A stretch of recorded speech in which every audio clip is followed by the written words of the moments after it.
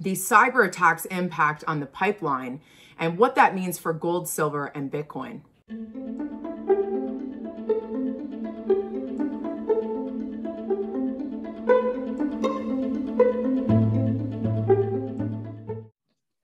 Hey everybody, welcome back to TFE with Nate and Ashley. Today we're going to be chatting about the cyber attack on the pipeline and how that ties into crypto, silver, and gold.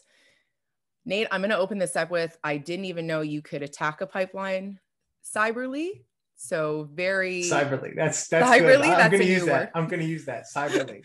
So this is about what's called the Colonial Pipeline Cyber Attack. Okay. Now this is one of the areas I'm actually able to discuss. I have a background in cybersecurity. I have a master's degree in cybersecurity, and I have a certification called a CISSP. Okay. So that being said, is I'm working on the front lines of all this stuff, and I can speak in generic terms. Right. I'm not going to get into any kind of specifics, but with this, an update to this is recently that they paid a $5 million crypto ransom to get them back online. And before that happened, about 1,000 or so gas stations in this country ran out of gas in like 3 or 4 days. So oh, wow. So this would have had a much more devastating effect. And this pipeline is what I would consider part of what's called critical infrastructure. Now, what is critical infrastructure? You're talking about things like the electric grid and power generation, oil and gas. Think about stock exchanges like New York Stock Exchange, right. Emergency services, water supply, hydro dams. Those types of things are called critical infrastructure. And the cybersecurity on these things are much different than, mom and pa's ice cream shop.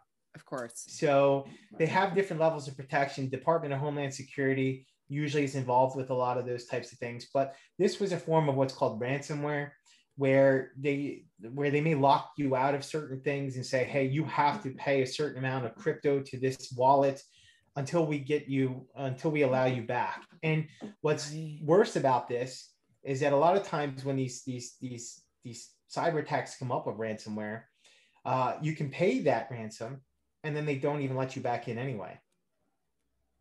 How about that? Furthermore, attribution is difficult at best. And this was called ransomware as a service. So it was, from what I had heard, is it was bought off the black market, and then anybody could have used it. So you don't know, it could be a 12-year-old from Guatemala if you want. No one knows who did that. There are tools to trace these types of things nowadays, but this brought up a bigger conversation. I mean, you were having offline about exchanges and know your customer. And right. Now you're running into a situation where it looks like an attack on United States critical infrastructure. And from there, you may now run into some problems where crypto exchanges that don't have know your customer or KYC might get targeted. Maybe they can black hole them from the internet. Maybe there are certain things like that can happen. So what that does is, and this is why I've called crypto property, I called it speculative property, and it doesn't mean it's worth less money. It means that there's a lot of risks that are involved with this that people don't sometimes understand. Mm-hmm. And we were talking about how you were having a friend pull their crypto off of an exchange. Yeah. And that's one way to help you. And maybe that exchange has more risk. You pull it off of the exchange and maybe you put it on a more reputable exchange. Right. That being said, there's risks of all these exchanges. So that being said is what to know about this kind of stuff. What can you do? I'm not going to get into depth with all of this kind of stuff, but from a citizen point of view, right. A lot of times what you're looking at is just updating the software on your machines, the Windows update kind of stuff, patching your systems. Elevated accounts to install your software, so you don't have your new hire, your intern, installing things on their machines and they don't know where it's from, and they could be downloading this stuff inadvertently. Right. There's also something you call guns, gates, and guards in security. It's a metaphor for different kinds of layers where you're talking about firewalls, packet inspection, things like honeypots, hardening your systems. And one of the big things that people don't realize is background checks on your IT people. Because 47% of all of your cyber incidents are from insider threats. 47%.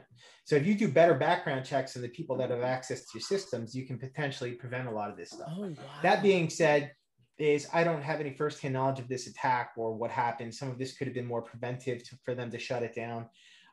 But like I said, regulation could be coming where these exchanges are required to do know your customer.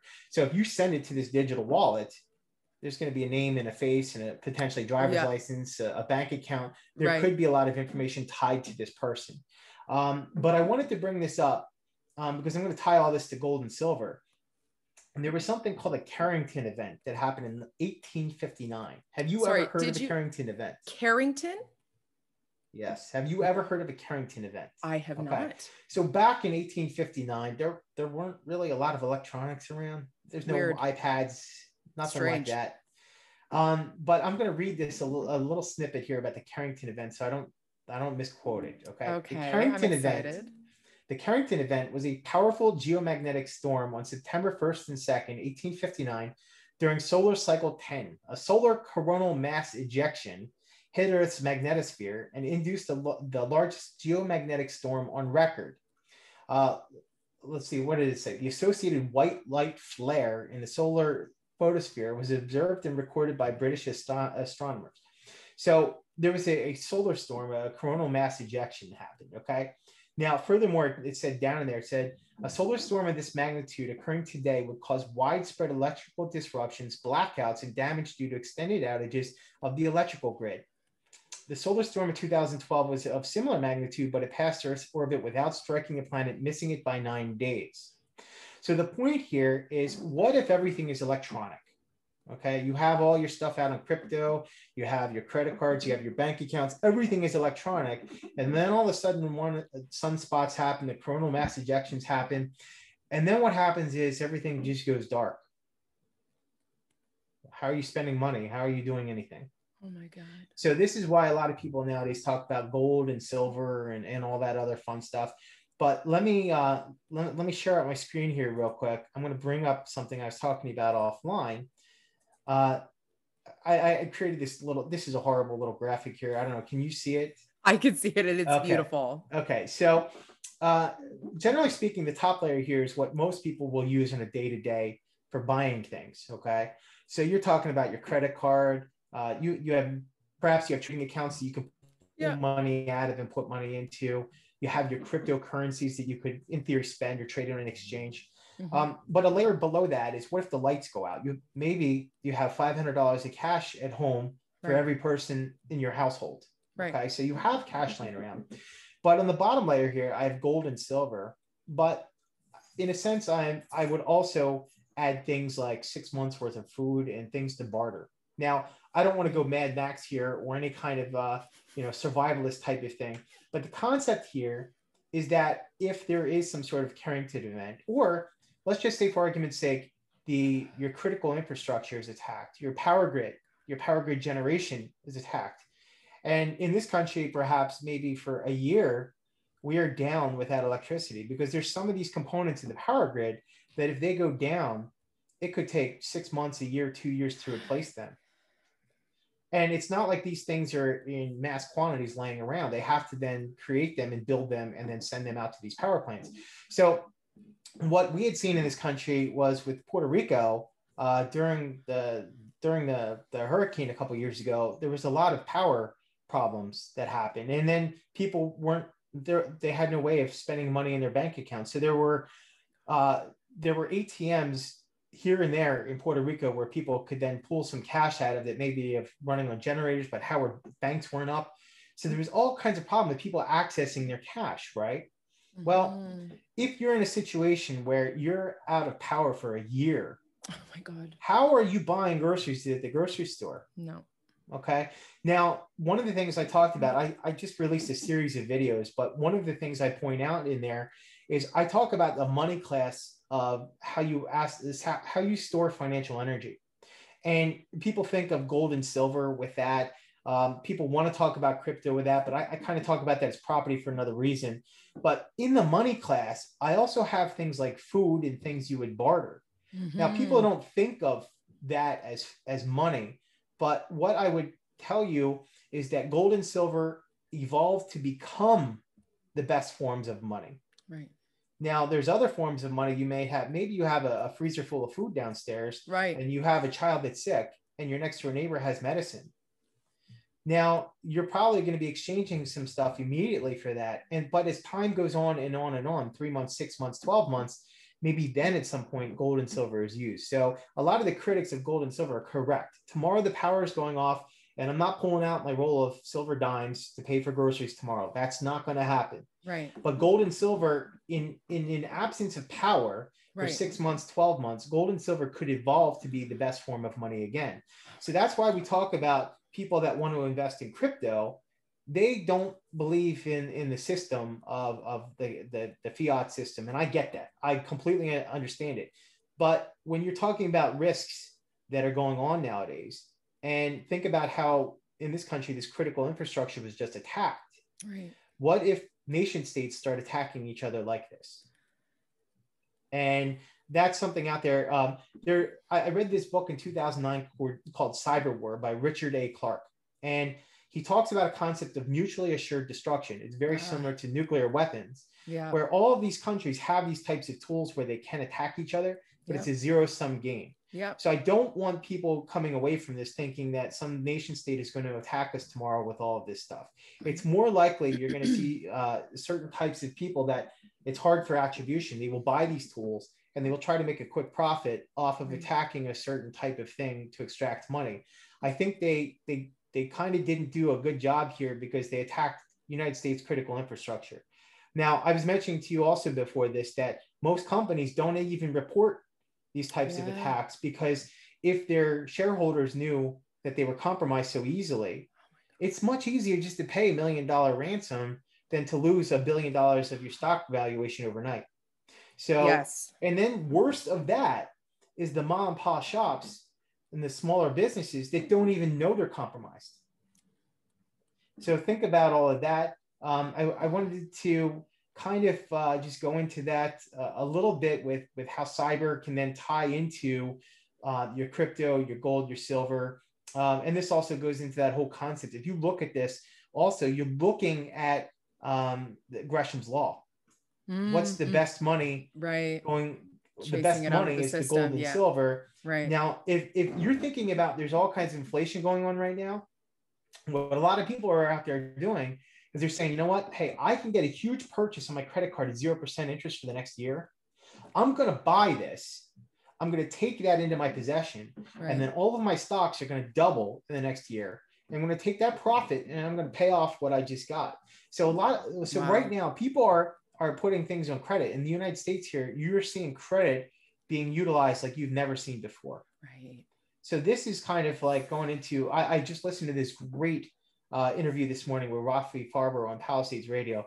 I had it on this morning while I was getting ready as well. One of the things he talked about was in a situation where inflation, maybe I'm butchering this a little bit, but in a situation where people are seeing inflation coming, the first thing they do is they buy things they need. Then they buy things they want. But now what they're doing is they're buying stuff they need in the future. Which creates additional stress in the system and creates more and more inflation. So that may be using credit card stuff right now and stuff in their trading account and on margin in their trading accounts. This is, if you're using the Gresham's theorem, this is the worst form of money right now, in a sense. Cash is your backup, and then gold and silver will evolve to become the best form of money. And in theory, if you want to, you can put your Bitcoin down here. I don't want to argue with anybody. But if there's no power, that's where I came up with this.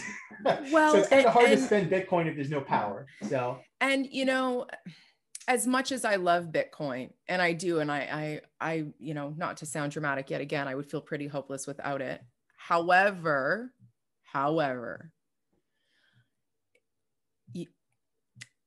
the amount of